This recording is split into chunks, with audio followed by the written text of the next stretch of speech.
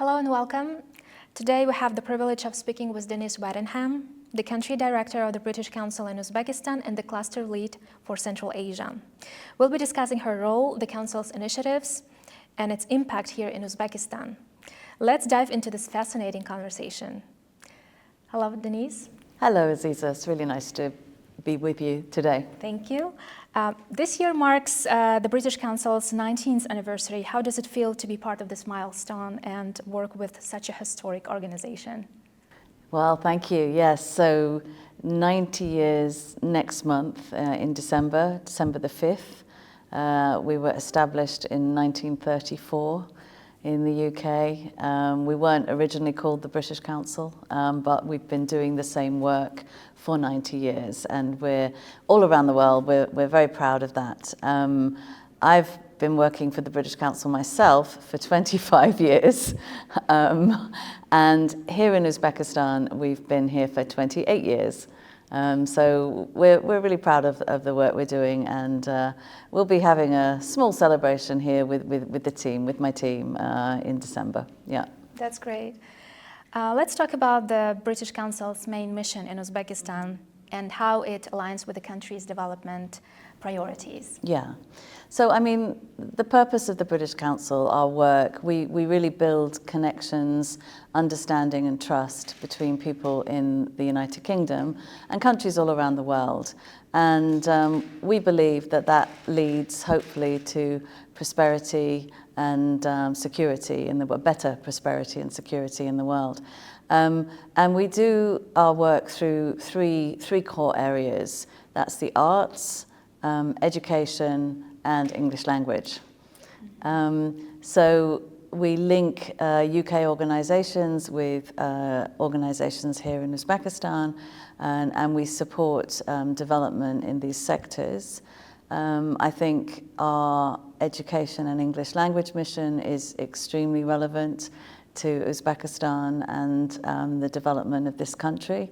Obviously, there's a very big focus on human capital development, so I think our support to improve quality of higher education, improving access to opportunities for people from diverse backgrounds is important. We work very closely with the Ministry of Higher Education, Science and Innovations on their main missions. And in terms of English, we are supporting training with English teachers, and we work very closely with the Ministry of Preschool and School Education. Obviously, Uzbekistan has the 2030 Development Strategy for Higher Education. It has many other initiatives, and right down from the huge amount of support from the President for education in this country. So I think that our work really closely aligns with a lot of the ambitions and the reform agenda. Yeah. Yeah, let's talk about some of the most impactful projects and initiatives the British Council has implemented in Uzbekistan, and what outcomes have they achieved so far? I mean, we've done a lot of things over 28 years focused on these areas. I mean, 22 years ago, back for the establishment of Westminster International University, Tashkent, for example, the British Council was involved then, because linking the UK with Uzbekistan. And it's quite good to be speaking this week because, of course, Westminster International University, Tashkent had their graduation ceremonies this week, and we work very closely with them, and that we partner on quite a number of initiatives with them. We've really done a lot of work in the development of English, English curriculum, pre-service teacher training, in 18 pre-service training institutions. A few years ago, we've looked at English for specific purposes curriculum. We've looked at critical thinking and creative education. So we had a very successful program called Creative Spark, which was linking higher education institutions here and institutions in the UK. Actually, it was all across Central Asia, where they're really looking at creativity in the curriculum. We've also worked with lots of creative producers and artists. We've offered training programs for them, and we've helped sort of develop that sector. Well, I hope we've really helped support the sector. We've done some mapping of the creative economy in Uzbekistan, which is the first of its kind. So, you know, quite a lot of different activities, and I can talk obviously more about what we're actually doing right now as well. And about the English language teaching in rural areas, are there any programs? Can you tell me about it? Yeah, so one of our big programs at the moment this year and last year is looking at teachers' continuing professional development. And so we work with the Ministry of Preschool and School Education, and we're piloting a new approach, which is around really making schools the hubs for teachers for continuing professional development. So last year we started working with 30 schools right across the country, and then we increased it to 55 schools, and we're involving school principals to make sure they understand, you know, what the initiative's all about. We've got school champions who are helping to cascade the training and who are working with the teachers back in the schools. And this year we're absolutely delighted to have got funding through UK International Development and the UK government to increase this programme even further. So we've just added another 61 schools. So now we've got 116 schools across the country. So that of course includes rural areas. And it's very much linked to the presidential decree on a new CPD day for teachers. But it's about really making sure that these are sort of internationalized training, and you know, yeah, we hope that it's really going to support this sort of culture of professional development in schools. And it's really important. Let's talk about digital learning platforms. Are there any plans or ongoing projects with universities or schools in Uzbekistan related to that? Okay, well, the main digital platforms that the British Council has is our Learn English website and our Teach English website. So Learn English, we've had it for a number of years. We invest a lot in it. It's accessible to everyone. And Learn English, there's Learn English Kids, there's Learn English Teens, and there's Learn English Adults. So whatever age you are, you can go onto that website to help your English, your learning of English. You can read things, you can play games, you can, you know, listen to things. And there are live events sometimes, you know, that are conducted. So I really recommend that to everyone, Learn English. And then for teachers, we have the Teach English platform, where there's lesson plans, lesson ideas, there's a community for teachers, there's so many things. So for us, those are two of our main kind of digital platforms. Of course, we've also been working, again, with teachers. We have an online teacher community that about 10,000 Uzbek teachers, English teachers, have taken part in the last few years. So they spend a few weeks, there's training courses, and again, there's a kind of community of practice. And it's not just in Uzbekistan, it's in other countries as well. So that's another sort of way that we've worked through digital. In terms of universities, I think our main focus is around linking UK universities with Uzbekistan. And I mean, if you're talking about digital, I can just mention the Digital University, the new Digital University, which is a partnership with Wolverhampton University from the UK. So I'm sure that there will be plenty of initiatives in the future between some of these partnerships that there are here, yeah. Absolutely. And you mentioned the work of British Council related to arts and culture. Yeah. Let's talk about that. What role does the British Council play in fostering cultural exchange between the UK and Uzbekistan, particularly in the arts and creative industries? We have 3 global programs in art. So all of the British Council programs start sort of as global programs, and they don't work in all the countries, they work in some of the countries. So we have a cultural exchange program which connects artists and audiences and showcases UK arts and culture. And here we've been working with a program called Culture Connects, which we have some grants, some collaboration grants available. So these are small grants of around up to £10,000 sterling, which are available for artists in Uzbekistan to apply for if they want to connect with a UK artist. And so we've been running these collaboration grants for the past couple of years and done some really interesting projects here in Uzbekistan. I think one of the largest and most high-profile projects from this, it was the Sublimation Fest, which is a music festival which happened in September. Yes, September this year. So electronic music festival, which we supported. I mean, there were other supporters as well, and the Sublimation team did a great job with that. I don't, if you don't know about it, so I was there. So putting, DJs with a live orchestra, absolutely fantastic event. And there's been smaller events. We've done poetry event in Samarkand.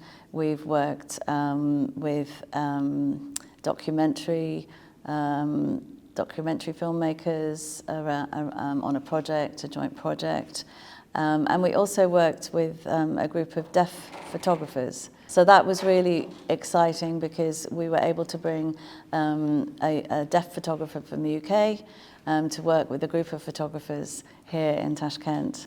We have two other projects. So one you've mentioned, which is the creative economy. And I've already spoken a little bit about the mapping work we've done. We've brought creative economy specialists to Uzbekistan to have a look at the sector, to have interviews with people, to see where people need support. We also run an online training course for people working in creative economy.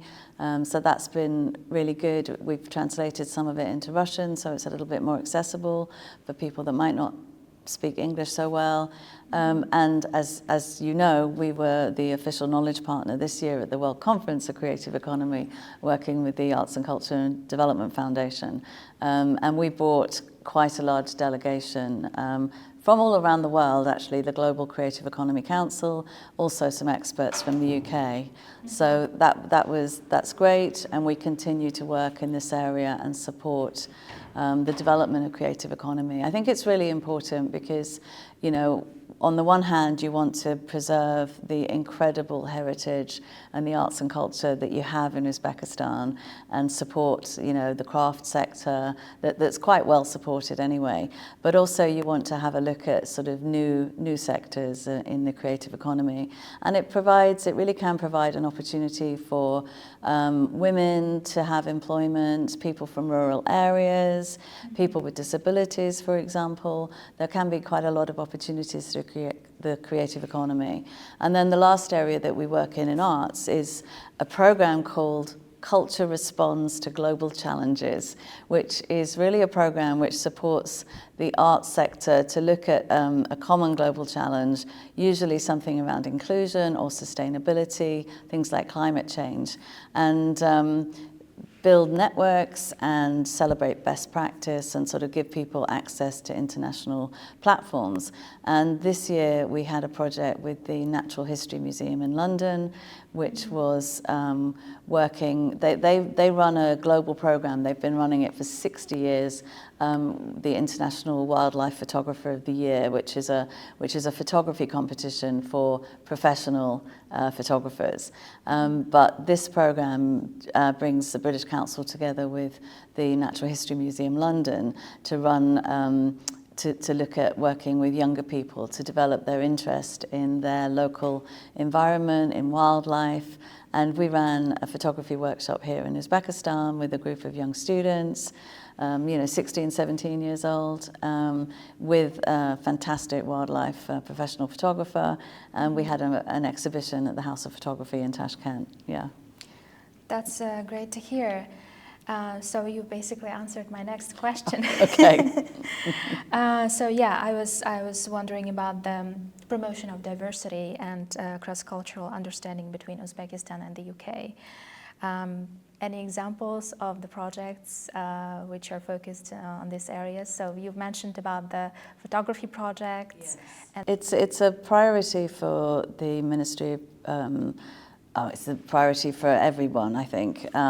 But with the Ministry of Higher Education, we're looking at access to university opportunities for people from people with disabilities or people from disadvantaged backgrounds. So we do work in inclusion. We actually hosted the first inclusive university conference here in Uzbekistan 2 years ago in partnership with Westminster International University, Tashkent, and the University of Westminster in London.